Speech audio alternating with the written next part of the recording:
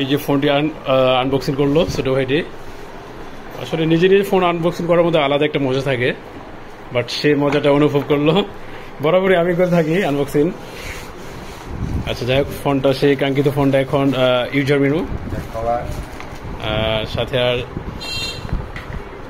ফোনের মডেল হল lava bless 2 Indian 6+5 12,999 টাকায়। ফোনটি খুবই সুন্দর, লুকস এক কথায় অসাধারণ। Fully glass body. কেমন লাগলো ফোনটি বল?